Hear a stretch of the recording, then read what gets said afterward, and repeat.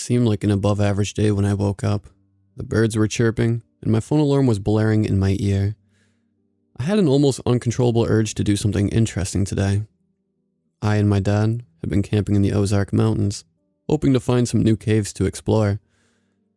It had been a hobby of mine since I was 8, and for the most part, it wasn't very dangerous. Maybe the rocks were slick, maybe a spider landed on my dad, possibly a viper ahead of us.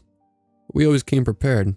We brought rope, harnesses, and all the other stuff used for climbing. We always brought a simple handgun, a pocket knife for both of us, snacks, fans, and jackets. For the last week, we had found nothing. We had already explored all the caves here, or at least we thought we did. I thought about exploring one of the caves we had already gone into, but decided against it seeing as it would be more boring than just looking for a new one. I got up out of the sleeping bag, put on some cleaner and more appropriate clothes, and headed out of the tent. I was still tired, but I knew if I stayed in for longer, Dad would yell at me. He was waiting for me outside of his tent, on his phone checking Twitter for what was probably the 3rd hour. He always makes it an effort to try and get me up at the exact same time he gets up. 0400 or 4 a.m. He had always woken up at that time since he was 19. Being a Marine molded him into something better, but it had its downs, this being one of them. "Finally, you're up," he said in a loud and excited voice. "I've been waiting for almost an eternity." He started walking towards the trail off of Lake Fort Smith, the one we never used. I was a little confused, but I didn't say anything. The thing I've learned over the years with Dad is that you do not question his choices. He hates it. We walked for around 15 to 20 minutes before coming upon a cave I had never seen before. I stood there with nothing to say. At least before Dad knocked me out of the confused states I was in. "Found this yesterday. I didn't tell you because I wanted it to be a surprise." He said in a more monotone voice than I thought he would, more than I had ever heard from him. I still didn't say anything. I didn't think I would. I never really liked my voice anyway. Dad turned on his flashlight and walked into the cave, shortly followed by me doing the exact same and walking only a foot behind him. The cave was dark, damp, and had the unnervingly loud noise of water dripping from the ceiling. It was just like every other cave we had gone into. But I didn't think of its normalcy. I liked going into caves. No, I loved going into caves. But my love for caves was to be ended only 40 minutes later. The cave started getting deeper, and the weird noises you would always think you hear got louder. I mean, a lot louder. Unbearably loud. Scared me a lot, but I thought nothing of it. Just another thing that happens in caves, right? We walked further and came upon a fork in the cave. 4 ways we could go. We had never seen this many possibilities present themselves inside of a cave. Dad and I were very indecisive. So we just stood there for what felt like hours. Finally, he said, "Let's go to the second one on the left. It seems like the more adventurous one to me." And he was right. It did seem like the most adventurous one. Something was drawing us towards that part of the cave. Something I would only understand later. Way later, when it was already too late. Dad took the lead, as he usually did. His pace quickened with excitement. I, with just a slightly faster pace to keep up with him, followed a short distance behind him. After around 15 minutes of walking, we came upon a hole with a stone bridge in the middle. Too unnatural to look like it belonged there, but it didn't look like it was made by humans either. "Let's see if we can cross it," he said, not needing to.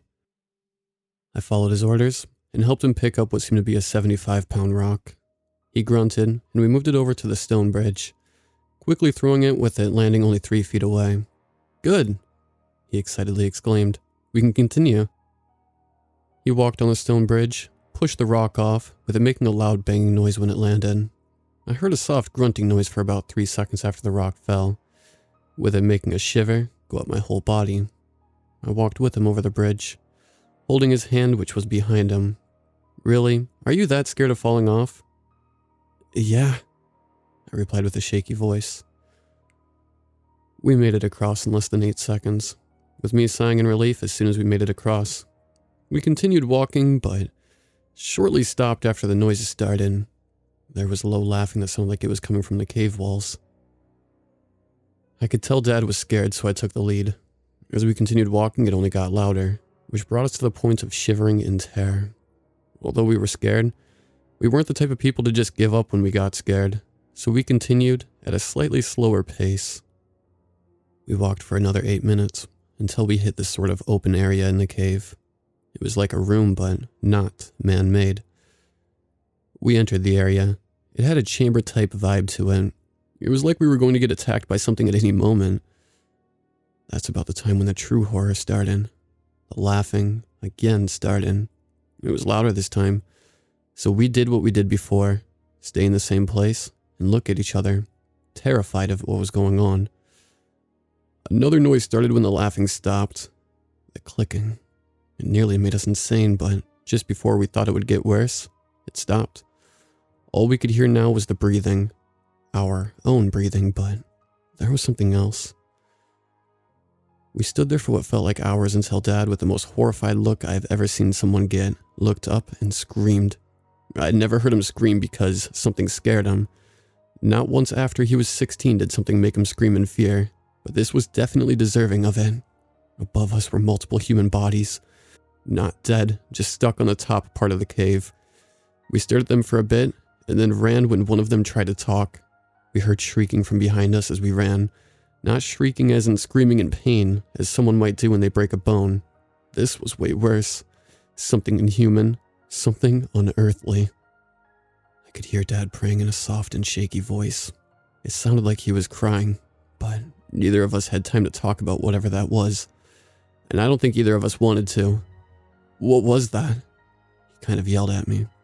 I don't think we would or should know. I replied in a scared yet somewhat monotone voice. We stopped running after I said those last few words, with us trying and failing to catch our breath. I'm not totally sure what was going through Dad's mind, but for some reason he didn't. He finally snapped. After all of this nightmare, he finally went crazy for a moment. He ran ahead of me, with me trailing behind him. He was yelling and crying the entire time, but he was way faster than me, so I only had a few moments to catch up to him. My luck was the worst at that moment. I wish we never entered that cave. That moment right after he started running is when I lost him. I tried to grab a hold of his hoodie to pull him back, but my finger merely grazed the back of his hoodie before I fell over on my knees and yelled out in frustration. I tried to get back up and run behind him, but my knees wouldn't let me run at that moment, so all I could muster was a soft jog. Of course, he went out of my sight not long after I chased him. I stopped and caught my breath, then heard the screaming. It was Dad screaming, with a terrible shrieking noise again. I knew it would be stupid either way, to go get him or to run, so I chose the option that gave me the best chance of living, running out of the cave and calling the police. So I did. I ran out of the body room, kind of leaped over the stone bridge, and went through the fork in the cave, with just 30 seconds remaining until I would see the almost life-saving sight of the sunlight. I noticed something. There was someone in front of me. No, it wasn't a person. That was a mutated creature made to look like a human. I tried to run around it, but it grabbed me and bit my shoulder for some reason. I yelled in pain and then pushed it off me, then ran. As soon as I made it outside of the cave, I stopped running. I'm not totally sure why, but I did. I heard the screeching of that terrible creature from inside of the cave, along with Dad's yelling. I cried and gasped for air. I had barely been breathing when I was running. I got out my phone and dialed 911, along with an ambulance. They arrived just 15 minutes later with their sirens and lights, giving me one of the happiest moments of my life. I was so relieved to hear them.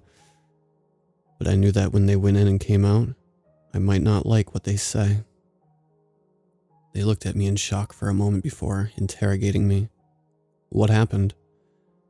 We saw this thing in the cave. It wasn't human. It wasn't anything that would be from this planet, I said, stuttering a lot from fear and crying. The conversation continued after that, asking me about my dad and some other things to calm me down. It didn't work. It took me a few hours to stop crying. When I did, he took me home. I lay curled up in a blanket for the rest of the week. The search party found him. He was bloody, bruised, and there were visible growths on his legs and arms. They took him to the hospital but couldn't find anything. But of course, There was this sort of parasite that infected him, so he had to stay. I visited him only a few days after I finally got up out of the blanket. He looked miserable. "I'm sorry, Dad, but I had to run." He said nothing for a long time, until he reached out his bony finger towards me. You left me," he said in his raspy, almost not human voice. "You left me in there, and now you will suffer like me." With a swift motion, he grabbed my arm and bit me. I yelled out in pain and was taken away by the nurses. After checking me, I was allowed to go home, but I was still nervous. That was the last thing I remember. The last few days have all merged into one. I can see the growths have started appearing. I only have a few days left. I knew we shouldn't have gone in there.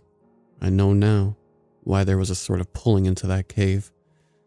Please, whoever's listening, I don't care who you are, or if you are a good person or not, do not go into the cave just south of Lake Fort Smith.